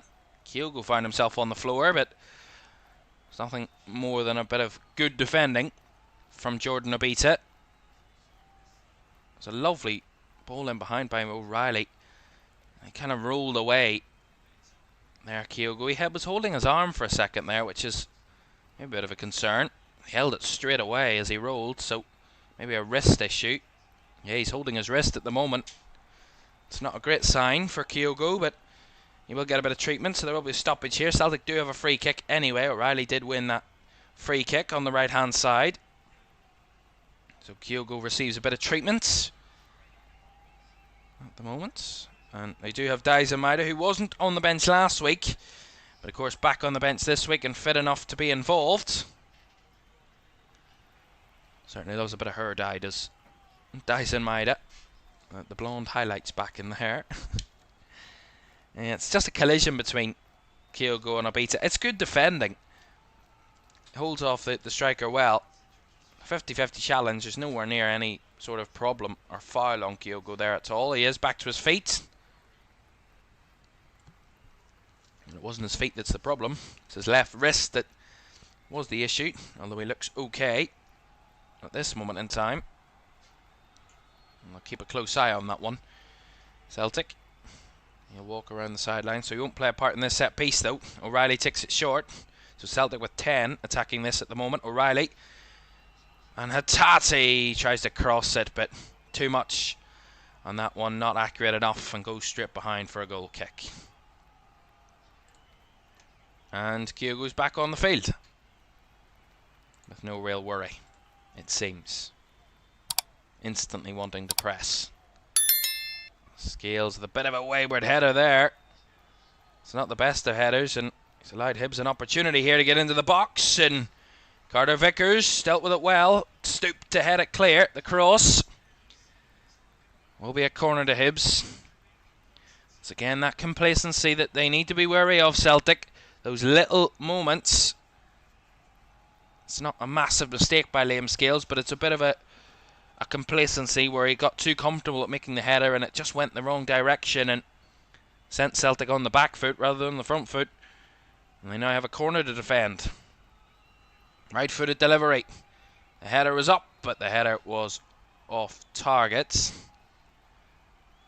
And I think the free kick was actually going Celtic's way ultimately, so comes to nothing. It's Josh Campbell that got the header and deemed to, I think, fouled Greg Taylor in there, so free kick goes Celtic's way. They were getting the goal kick anyway, so it's 6 of one, half a dozen the other. Ultimately, Schmeichel to Cameron Carter-Vickers. Kasper Schmeichel. Scales. Taylor. Hatate. Back to Greg Taylor. Down the right hand side it comes now. Nicholas Kuhn trying to run at Obita. And use his footwork to get past and bricks into the box. Kuhn tries to lay it off. Does take a touch. Does Taylor now finds Hatate in there. Just couldn't get the shot cleanly off. But Hibs getting bodies in the way. Not getting the foul though. Is a player literally grasping at the ball here. Celtic winning the challenge. Getting the cross in. And Zach Pateta has to clear. Obita trying to head it further clear. But ultimately putting themselves back under pressure, Hibs. O'Reilly couldn't find the ball in behind. Again, Celtic controlling. Johnston overstepping it. It's got a bit loose. Both teams there for a moment. Getting a bit excited. That should be a corner. That's a really poor touch by Jordan Obita. Got a bit panicky. Probably just should have seen that out for a goal kick, but tried to take the touch and the touch went out of play. It's a really cheap corner to give away, especially when you're under pressure. It's the exact opposite of what you need. O'Reilly to take this corner, left-footed. Across the box it goes, it falls down for Forrest, who couldn't get his shot off. As it's booted to clear. All the way up the field, and Celtic will get the throw in. Johnston to take. Again, just pure control from Celtic.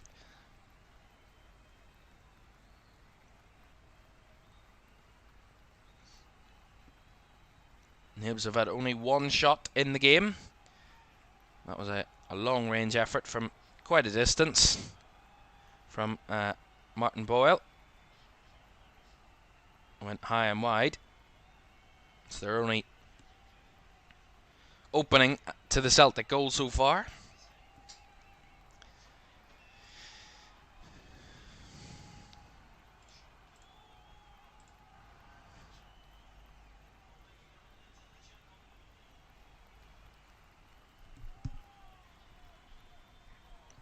Who will blink first? I'm guessing Hibs might make changes shortly, try and switch this game up. If it stays at 2-0, a couple of changes could be the right thing for Hibs in the game. They just try and switch it up, give Celtic a few more questions to answer, but they've practically had nothing to answer for this afternoon. It's all really defensively. As James Forrest tried to spin away there, he wanted the foul given. The referee saw no issues with that, and Hibs got the throw in, which they try and play the ball in behind. This is a decent effort, decent opportunity. The ball across the 6-yard box. No one in there, and Alistair Johnston just kicks it out for the corner. It's a really good move down the left-hand side, the best move of the day, and maybe just offside against Molotnikov. It's a tough one. The ball at the back post was just no one making that run, and the ball across the box is wasted. They do get a corner though. Chance to threaten Celtic once again. Corner delivered into the box. Brought down, not cleared away, and Celtic do get it away there. O'Reilly to get it away from danger, and defence could turn into attack here. Celtic have got bodies forward. Hibs are scrambling to get bodies back. That's a lovely way to ball. Hatate trying to fizz it across. Kyogo couldn't get his feet in the right way. Still alive though. As O'Reilly picks it up. Forrest. McGregor. Taylor to lift it over the top. Brought down by Nicholas Kuhn. Got a bit too close to that one. Still alive again in the shot by James Forrest. Grabbed by Bursic in the goal. But that was really good counter-attacking effort from Celtic down the left-hand side. It's really good work, and then the ball into the box, lovely from Hatate, and it was Kyogo was the threat in the middle, just couldn't get his feet right, and then ultimately it does break down from there. But that all came from a Hibs corner that Celtic just cleared away. I mean, a clearance, and they committed so many bodies forward that Celtic actually turned defending a corner into attacking and almost having a goal-scoring opportunity at the other end.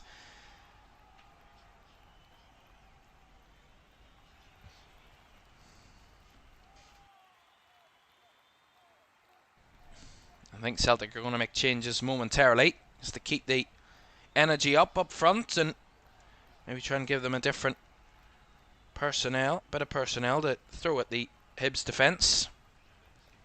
Here's Dylan Levitt.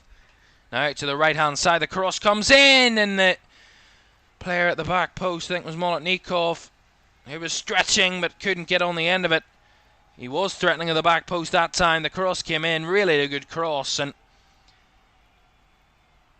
say it again, stretching for it he was and just couldn't reach it. Positive from Hibs there, although make double changes. So Rudy Molotnikov is going to come off, and also the new centre forward Mikolo Kukurevich is also coming off. So two strikers, two forwards coming off for Hibs. They're going to be replaced by Bowie and Cadden. So Kieran Bowie and Christopher Cadden are the two coming on for Kukurevich and Molotnikov. And Celtic are going to make changes as well at this juncture as well. At this point, Dyson Maida is on, I can see, and off was James Forrest. So Forrest off for Dyson Maida. Maida was warming up a few minutes ago and is back into the team, back for the first time this season. Of course, didn't play any part in Celtic's 4-0 win against Kilmarnock last week. Wasn't fit enough, according to Brendan Rodgers, for that game last week, but he's fit enough for this one, and he's going to be involved and going to be up front, causing problems. Trying to break down that left-hand side, which we've seen him do so often for Celtic. See if he can have a threat here. Hibs want to have a threat of their own up the other end, and that's a nice ball round the corner. Carter Vickers dealt with it well. Well closed down is McGregor to Scales. Greg Taylor hoof it up the line, but he just let it come across him too much there. Taylor run out of play, and Hibs want to build on this momentum. Celtic have gone a bit off the boil in the last few minutes. Hibs trying to make the most of their opportunities and their attacking play, but again the ball into the box, cleared away. But at the moment, Hibs getting the ball back consistently. Celtic struggling to hold on to it in moments, and Hibs, this is their best opportunity to try and nick a goal, to get something to get them back into the game, as they desperately need it. Throw in on the right hand side incoming. Celtic win the ball back though. That's good work from Maida. Greg Taylor to clear it up the pitch, but again no white ball there. Just a hoof ball up the field.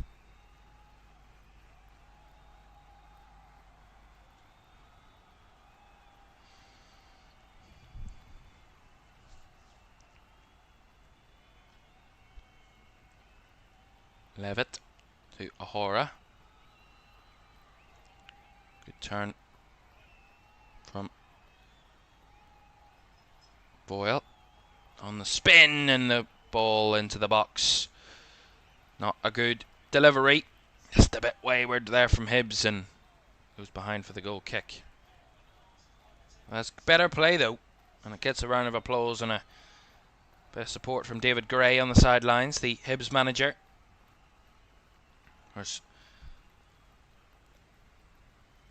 Has taken charge of Hibs on an interim basis on 4 previous occasions in the last couple of years, but he got the permanent job in June, and this is his 4th game in charge, competitive game in charge that is, and he's won 3 of those 4 games so far. That defeat on the opening day of the season, which is ultimately the one that matters the most, was his first defeat. His first defeat as the Hibs manager since 2022. Of course, when he was interim boss at that time, Kasper Schmeichel, goodness me, he was literally riding the goal line there with the ball. Any closer and he would have put it into his own net there. Celtic a bit sloppy there for a moment. I want to regain control. 24 minutes plus the additional time to go. Here's Dyson Maida for this first run of the day. Gets past his man, puts the ball into the box, and Kyogo was the threat in there. Couldn't find him. Couldn't get on the end of it, ultimately. Boyle trying to break out, but Celtic get the throw there. As Kyogo belatedly gets back to his feet. He's holding his right foot now. He is okay to get back to his feet, but he did hop for that ball, and I'm trying to see what the issue was, ultimately, that Kyogo couldn't get on the end of it, but maybe it came at him with such pace that he couldn't really react to it quick enough, but ultimately Celtic keep the ball. Right-hand side, Alistair Johnston to take this through. Third goal would be pretty perfect for Celtic at this moment in time. Although that throw in all the way through to Bursic. See this again. Yeah, he just got his foot stood on there by Akpateta. Kyogo will see the replay of that cross a moment or two ago, and I mean it's not deliberate. It's accidental. A painful one for Kyogo to get. That's why he couldn't get the clean connection on the cross.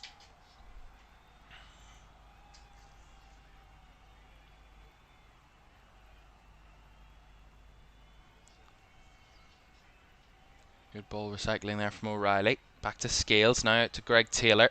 Looking for the run of Dyson Maida.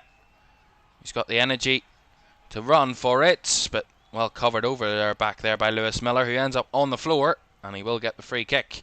Maida trying to battle for the ball there. See it again. Maida battling. Kind of shoves into the back of Lewis Miller. And a free kick will go Hibs' way. Gets a wry reaction from the crowd. Almost completely took out the ball boy there on the sidelines. He's okay. Sitting there with a little smile. He's fine.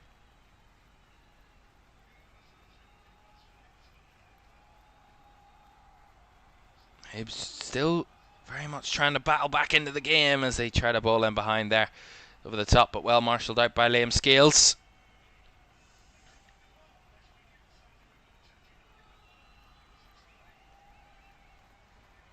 And don't forget, later this afternoon we have another offering of league football for you in the Championship in England. It is Sheffield Wednesday taking on Plymouth at Hillsborough.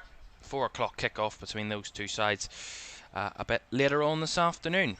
And then tomorrow night we have action again from the Championship. 8 o'clock tomorrow evening at Kenilworth Road. Luton against Burnley. Two sides were relegated from the Premier League last season.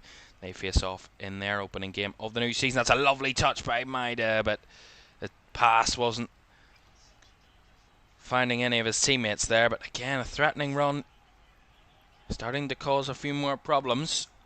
Dyson Maida since coming on down that left flank that maybe they hadn't been doing for the majority of the game so far. I mean, it's not James Forrest's game, but something different to throw at the Hibs defence for Celtic. As I mentioned, that third goal would be really perfect for them. 2-0, as long as they keep it at 2-0, of course, it's still a comfortable lead, but those little wavy, worry moments that they've had in the last 5-10 minutes, where Hibs have, trying to bounce back into the game, give themselves a hoping late chance, and that's not a great bit of defensive heading either. From Obita there, got a bit caught up and tried to head it away from the Celtic attacker and ultimately headed out for a corner. Another cheap corner given away by Hibs there. And it will be Hatate who will leave it. He did put the ball on the corner spot in the quadrant. He won't be taking it though, Reo Hatate. It will be O'Reilly. Scales is the target in there. He was last week. O'Reilly to deliver. Just over the head of Scales. Headed away by Hibs. Back down with McGregor. Down the left-hand side comes O'Reilly. McGregor again. 70 minutes gone. Celtic still 2-0 up here at Easter Road. The early goal from Nicholas Kuhn, followed up by Callum McGregor's wonderful effort. That's the complacency I'm talking about. Kasper Schmeichel there. Overhit that pass completely to Cameron Carter-Vickers, who just couldn't stretch for it, couldn't reach it. And gifting Hibs back the ball, but it's that little bit of sloppy nature that Celtic can't allow to creep into the game in these late stages. Here's Molotnikov breaking the lines, and he tries this shot, but off target. Does get a round of applause from the crowd, though. It's better than what they've seen probably for the whole of the afternoon so far. Again, Celtic a bit off the mark there on that challenge. Didn't get close enough to Molotnikov, and then he was allowed to just step across and open up the shot.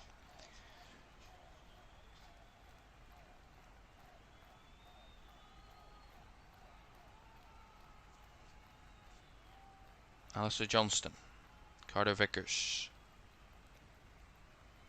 Schmeichel under pressure. Does get it off to Carter Vickers. Celtic very tight in their own half, and Hibs press works out. They win the ball, although that's a wasted pass to give it straight back to Celtic. Hatate was gifting them the out chance there. The press was working from Hibs, and again they let themselves down with a poor pass, but they'd have kept the ball there. It would have been another good threat. It's not been as dominant in this second period from Celtic, though. They've had a lot of the ball, but in terms of accuracy, they haven't certainly lived up to that so far, Celtic. But at the moment, they're not in desperate need of a goal, but a third goal would certainly help. It would certainly kill off the game.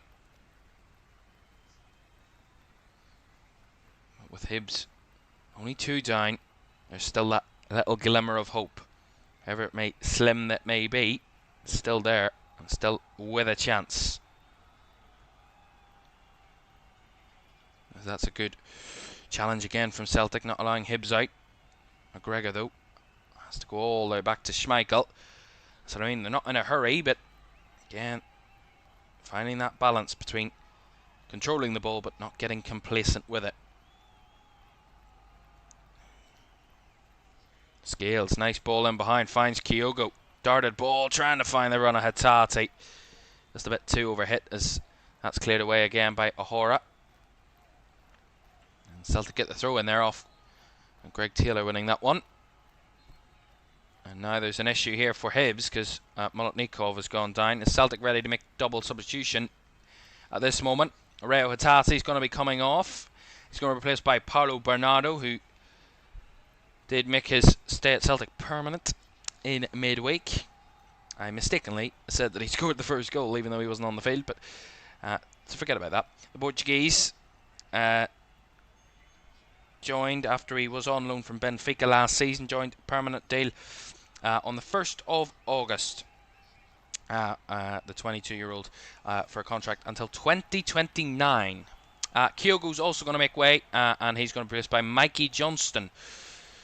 So a double substitution for Celtic. Bernardo and Johnston on, replacing Hatate and Kyogo. Some more fresh legs for Celtic to bring on, and Mikey Johnston, a really interesting player, 25-year-old Irish international.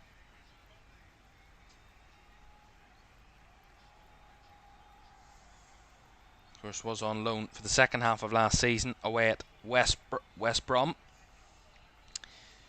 Of course, did spend the first half of last season with Celtic, Mikey Johnston, before going on loan. Doesn't look like he's going anywhere this season, though. 15 minutes or so to go. Hibs have made another change, by the way. So they've made a change as well to try and bolster themselves for one last roll of the dice for the final 15 minutes.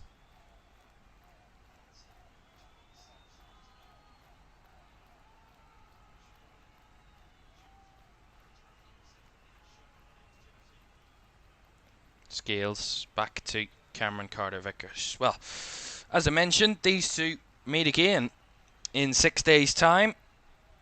The return of the matchup, the reverse fixture in the League Cup is next Saturday, 3 o'clock at Celtic Park.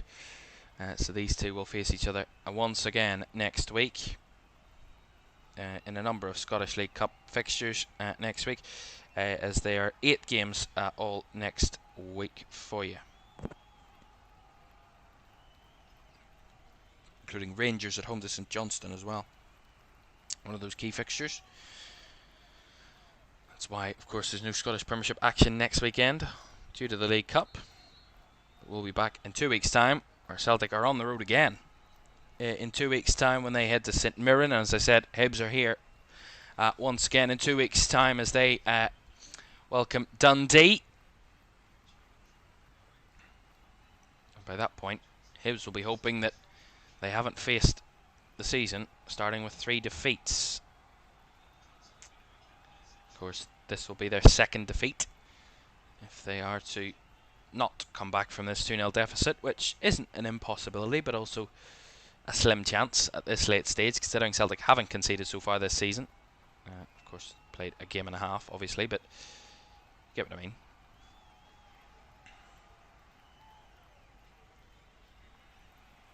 There are, of course, only one of 2 teams that haven't conceded this season. Celtic, St Mirren the other. Of course, St Mirren still to play their second game a bit later on this afternoon away to Aberdeen, but they're the only 2 that are yet to concede a goal in this campaign. But of course, nothing's kind of certain at this stage, and that'll be an interesting game a bit later on. Aberdeen away at home to St Mirren. Aberdeen getting that narrow victory on Matchday 1 away to St Johnstone, a 2-1 victory under the lights. They have their first home game of the season, which will be an interesting opportunity for Aberdeen. Try and get another 3 points on the board. St Mirren, of course, also won last week. They did beat Hibs last week at home. Kilmarnock and St Johnstone, as I mentioned, 2 sides beaten last week in their respective fixtures, so both looking to get on the board for the first time this season, ultimately.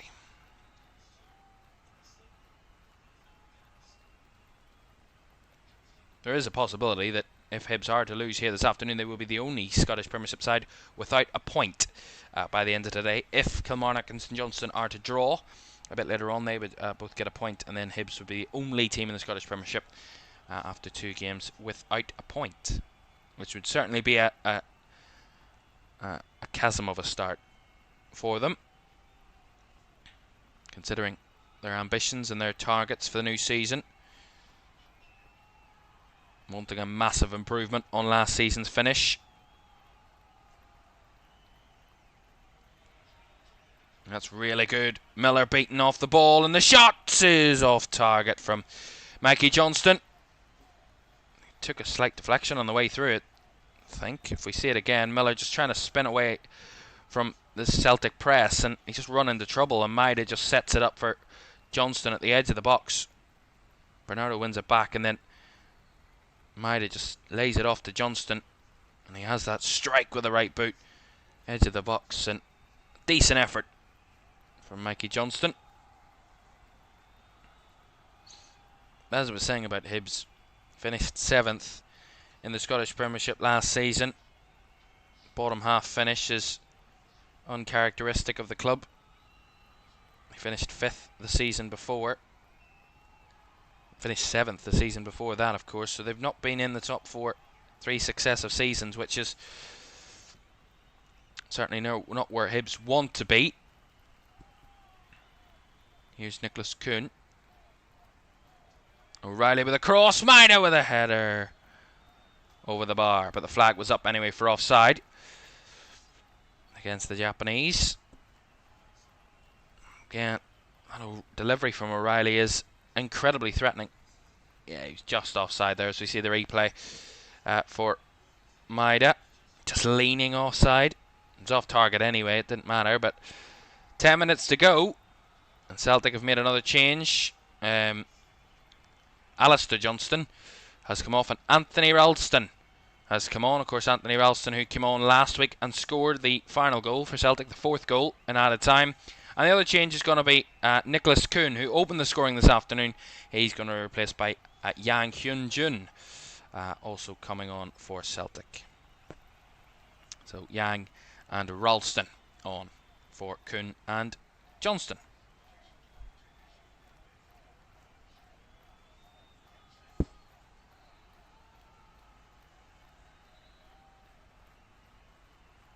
Celtic free kick there. Instead, inside their own half. They're free. Not allowing them to take it just yet because Hibs want to make another change.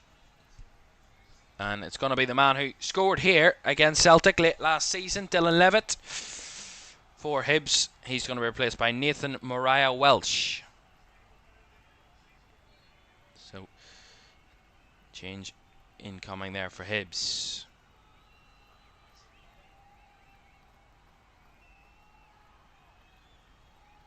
And the assessment for Hibs, of course, after this game, a better second half performance, but at the same time, again, really not laying a finger on Celtic for the majority of the game, although that's a mistake at the back from Celtic, overstepping the mark, and Bowie trying to get in there, well, closed down by Liam Scales. He recovered, but Celtic still under pressure, and that will be a goal kick. Well defended by Cameron Carter-Vickers, but that was again that complacency slightly setting in from Celtic, where they got a bit too comfortable, and it's just a really sloppy play, and they almost got caught out. But again, that's another example of a chance for Hibs that they just couldn't capitalise upon.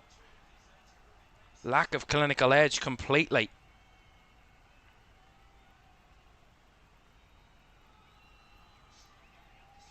McGregor. Dyson Maida. To Greg Taylor. Scales to Taylor. Back it goes to Schmeichel. 7 minutes plus the additional time to go. Hibs 0, Celtic 2. Celtic still having around 3/4 of the possession.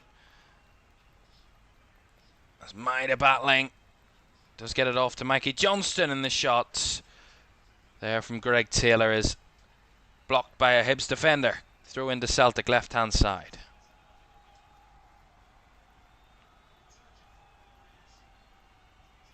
The referee was checking. I think there was a VAR check there for handball, but quickly cleared. Celtic got victory almost exclusively through penalties last season here. 2 goals that they scored in the 2-1 win, both scored from the penalty spot by Adam Ida. And to secure the 3 points at a time which they needed it most back in February. At that point, Rangers were very close and had closed Celtic in the title race, and Hibs there from a really narrow angle, hitting the crossbar. Really good ball down the right hand side, and Celtic again have 2 bodies in cover, but Cameron Carter-Vickers just gets out-battled, out-muscled. Not often you say that, and the shot there, it's a really good curling effort and hit the crossbar. Might have got a touch off Schmeichel, but not much from the Hibs substitute Kieran Bowie. That would have been a real sucker punch and a massive goal for Hibs. It would have been if it had found the back of the net, but ultimately not coming for Hibs in the end. Maybe just not their day in front of goal. Even when they do get the chances, they can't convert them.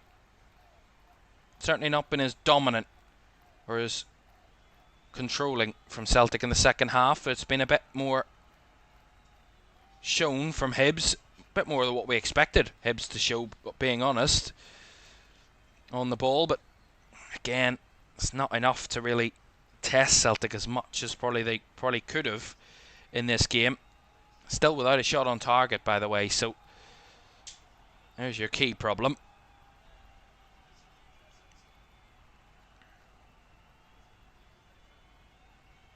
Five minutes to go. I think Celtic are just getting a bit, I'll not say bored, because that's the wrong thing to say, but at times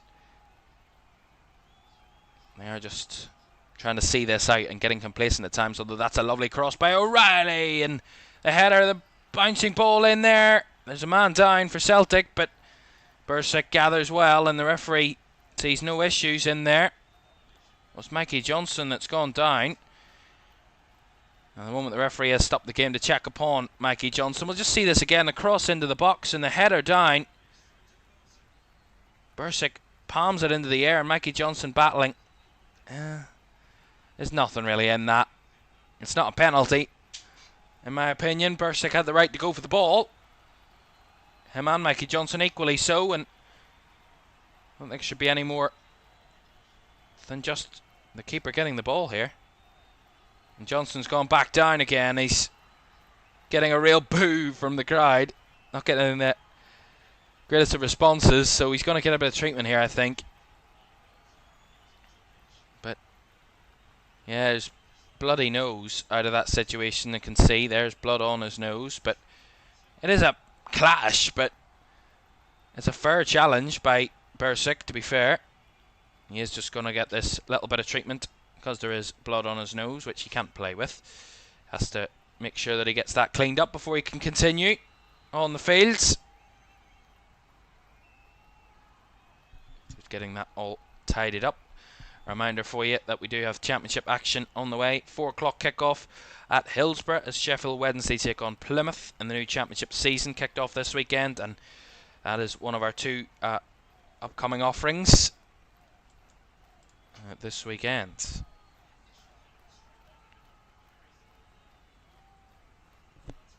And that kicks off at 4 o'clock this afternoon, by the way, just to remind you. Mikey Johnston still getting his nose attended to.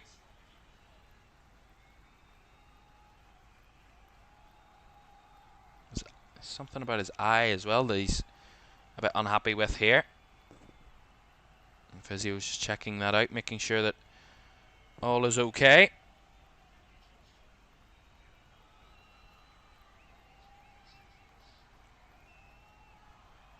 He's got blood on his hand there. Just see this again. Header from O'Reilly, straight down into the ground, palmed up in the air by Bursick, and then Johnson and Bursick just both going for the ball, and it's just a clash between the 2 players. There's nothing kind of malicious in it from the keeper at all. Of course, has the right to go for the ball, as does Mikey Johnston, so just one of those moments.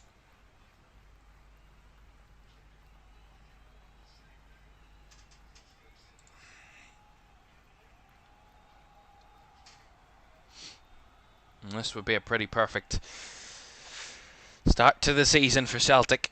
We see this one out with another ultimately comfortable win, but in the end a bit more of a tussle in the second half without real massive concern at conceding. But they had wonderful chances in the first half. The first goal, I mean, it's a really good move. Kyogo linking up well, making that run in behind, I mean, from his own half. Here's the shot. Takes a deflection. Forrest, or comes off the keeper. Forrest then squares it across for a simple tap in for Nicholas Kuhn at the back post. And then McGregor doubles the lead with a wonderful effort from distance. Really good move down the right hand side. Nicholas Kuhn just squeezed it through the space, and Callum McGregor just rifles one from distance, curling away from the keeper. Really good effort. Lovely goal. And at the moment, that would be enough to see them through. Just seeing shots of the Hibs sporting director, former Scottish Premiership manager, Malky Mackay, manager of quite a number of clubs. He's been on the managerial merry-go-round quite a number of times, Malky Mackay.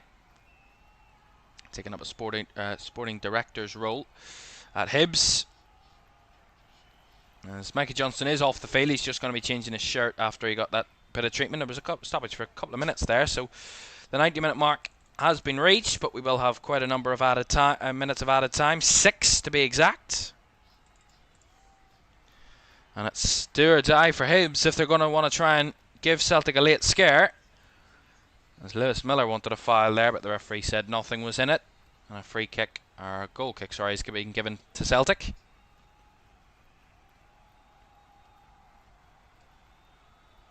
Schmeichel instantly pressed upon there. Celtic play out. Hoof ball forward, not well dealt with, and tried to take that shot on the volley.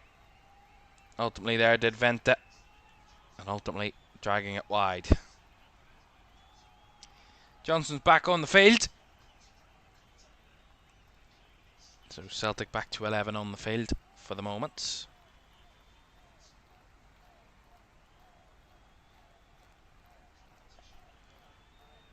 Kasper Schmeichel taking his time. Certainly had a lot of experience at trying to waste every single second he can out of a game, although the distribution's not the best. He looked to the ground as soon as he kicked that ball. Maybe the ground gave way underneath him, but wasn't the best of kicks out there from Schmeichel. Not had many of that to do at all today, to be honest. Had very little involvement ultimately, considering the fact that Hibs haven't had a shot on target. So considering Schmeichel's come in to be that experienced man at the back, he's not been called up very much in the 2 Scottish Premiership games that he's played so far. Against Kilmarnock or against Hibs, Celtic have certainly given him an easy job of it for the majority of those 2 games. Matt O'Reilly, a bit unappraised by whatever happened there. Bit of a collision. Maybe wanted a foul out of that, but sometimes players just want those cheap fouls and the referee's just unwilling to give them anymore. I've seen that over the last few years, refereeing wise. They're just wising up to those little cheap fouls that players want to get, buying those little fouls, and the referee just not falling for it any further. Of course, there's been a lot of stick about referees, and you could talk days about that, but we've not seen much VAR intervention over Celtic's 2 games so far, and that's been a welcome. Welcome, because no one wants to see massive VAR involvement. When it does happen, if it's necessary, it's necessary, but you don't want it. You want to just get the game going, and so far the 2 games that Celtic have played have been very fair, very clean, and very good games to watch. This one a bit more of a test, in a sense, for Celtic, but a test which it seems they're going to be passing with flying colours at the minute. They're going to be under no duress this afternoon. 3 minutes of the 6 added to go.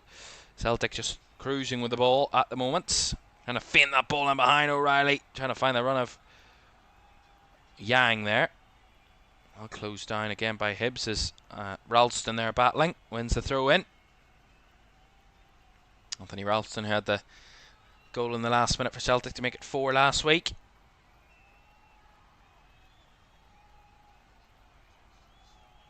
Johnston's still in a bit of bother. He's still having a problem with that right eye. That will be a slight worry. Of course, Celtic don't play, of course, till next weekend, so there's more than enough time for them to try and sort out whatever that problem is. And I think he's unable to continue. It looks like he's coming straight off here. Celtic are going to make a substitution. And I think he was gesturing that he can't see properly out of that right eye. He can't see, so that's a worrying sign for Micah Johnston. Substitution then for Celtic.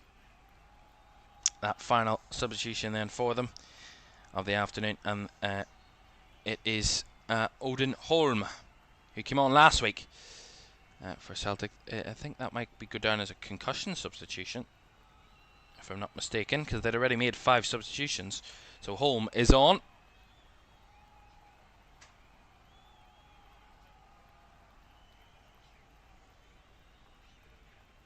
As clash there between Greg Taylor and Venta. Again, sees another stoppage in the game. It's got a bit stop-start in the last few minutes. It's not been a clean ending. Only to benefit Celtic, ultimately. Don't forget to like, subscribe, and turn on post notifications if you haven't done so already. Greatly appreciated. Thanks to everyone that's been joining us this afternoon and all throughout the weekend and so far in this new season at LFS. We are here for the long haul, for the whole season, and it will be great to have you with us. Celtic, I mentioned multiple times, looking to go for that record equalling 55th Scottish Premiership title. At the moment, they've got off to the pretty perfect start. 30 seconds or so to go. Hibs have got a bit of late possession here. At the back with their keeper, Josef Bursic. He's had his fair share of action this afternoon. Ball over the top. And will be easily, comfortably dealt with by Greg Taylor. Bernardo just put that one out of play. It'll be a throw in. And there won't be time to take it. That's the final whistle. Celtic, another 3 points and another clean sheet, this time away from home.